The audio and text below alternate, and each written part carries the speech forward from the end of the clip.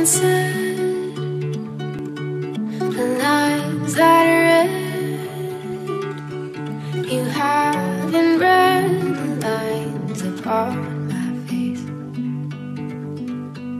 For you I've traded a lonely space. For you. Aujourd'hui c'était une très belle journée en Anjou et ce matin on en a profité pour rempoter les petites graines de pommes qui avaient commencé à germer dans les petits œufs dont je vous ai parlé dans une vidéo précédente.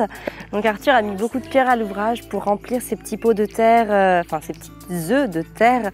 Et ensuite nous avons mis les graines et nous avons mis dans d'autres œufs des graines de tournesol parce que pour voir un petit peu comment ça pousse aussi d'autres plantes. D'ailleurs ça a été un très bon exercice de le voir parce que les trous des œufs sont quand même très étroits et du coup de le voir verser avec la petite cuillère c'était une activité en soi très intéressante parce que ça l'entraîne vraiment à affiner ses mouvements et surtout à préciser l'amplitude de ses gestes. Et là maintenant j'ai mon petit Gaspard qui vient de découvrir la balançoire. D'ailleurs, c'est une balançoire qu'on avait installée l'année dernière. On l'avait mise vraiment très bas pour qu'Arthur en fait puisse être autonome dessus. Cette année, il a grandi un petit peu évidemment, donc on va la surélever parce que là, il peut même pas passer ses jambes en dessous comme vous l'avez vu tout à l'heure et pour le coup, il n'arrive pas à faire le mouvement de balancier qui permet de prendre son élan. Alors aujourd'hui, je voulais vous parler un petit peu des choses qui marchent chez nous quand les enfants sont au bord de la crise. Parce que comme je vous l'ai déjà dit, la crise, par moment, elle est complètement inévitable. C'est quelque chose que, de toute façon, comme le cerveau de l'enfant est immature, il est sujet à faire des crises. Nous aussi, en tant qu'adultes, on est sujet à faire des crises. Le truc, c'est que nous, on a plus de ressources, plus de moyens pour s'apaiser, en fait, pour trouver des moyens d'apaisement par nous-mêmes. Alors que l'enfant, lui, il est complètement dépendant de quelqu'un d'autre à ce moment-là. En tout cas, de ce qui se passe dans son cerveau est complètement tributaire du comportement des autres. Et c'est très embêtant d'avoir des enfants qui partent en éclat de crise, des fois à n'importe quel moment. Vous voyez, par exemple, le soir, quand on est vraiment fatigué et que l'enfant fait une crise, c'est très fatigant en tant qu'adulte parce que nous, on s'attendait plutôt à passer un moment de calme. Le jour décline et nous, par la même occasion, en fait, le corps décline aussi jusqu'à trouver l'état de sommeil qui lui est nécessaire pour se reposer. Au moment où l'enfant fait une crise, eh bien, ça vient réveiller, restimuler plein de choses qui étaient justement dans un état descendant pour se préparer à l'endormissement. Et c'est très compliqué à gérer, surtout quand on a eu une grosse journée, que ce soit au travail ou avec les enfants ou autre. On aspire vraiment à autre chose et c'est surtout dans ce moment-là que tout peut très vite dégénérer et qu'on vient en fait abîmer la relation avec ses enfants.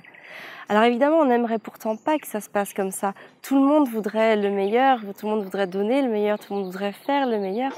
Mais c'est pas toujours évident et malheureusement, des fois, on fait des choses qui nous embêtent fortement nous-mêmes et qui viennent impacter en fait, que ce soit les enfants ou même les autres membres du foyer. Chez nous, il y a deux choses qui marchent énormément quand nos enfants sont au bord de la crise. Ce sont les activités manuelles et aller dehors, se dépenser. Et en fait, on voit bien que ce sont des choses qui marchent aussi énormément pour les parents. Je vous en parlais dans ma vidéo d'hier que le soir, j'aimais beaucoup fabriquer des choses parce que mon cerveau est tout à fait prêt à la créativité. C'est un moment de la journée où j'aime vraiment beaucoup créer des choses. J'ai plein d'inspiration, je suis dans le calme. Du coup, je peux m'adonner pendant plusieurs heures sur une même activité. Et en fait, les enfants, c'est exactement la même chose.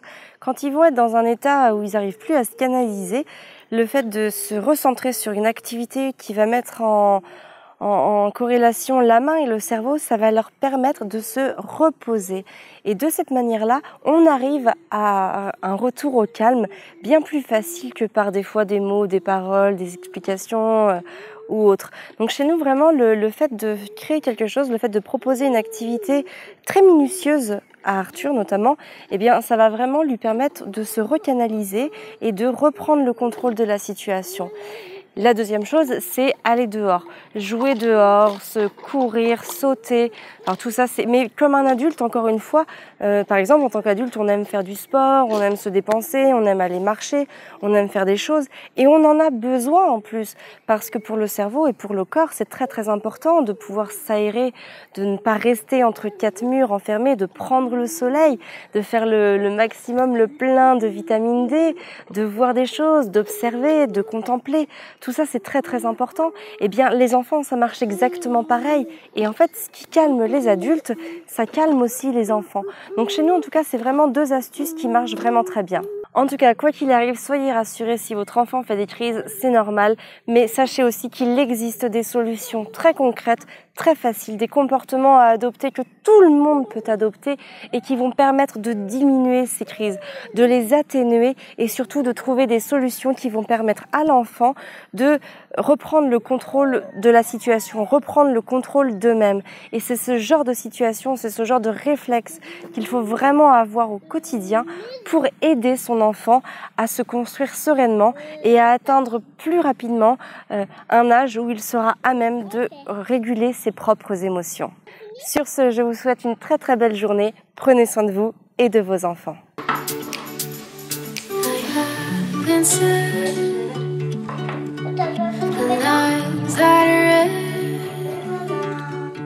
De toute façon, ça fait toujours des crises. C'est tout à fait normal puisque c'est dû à une immaturité du cerveau. Donc à partir de ce moment-là, que votre enfant fasse des crises, c'est normal, il n'y a pas d'inquiétude à avoir, tout est normal.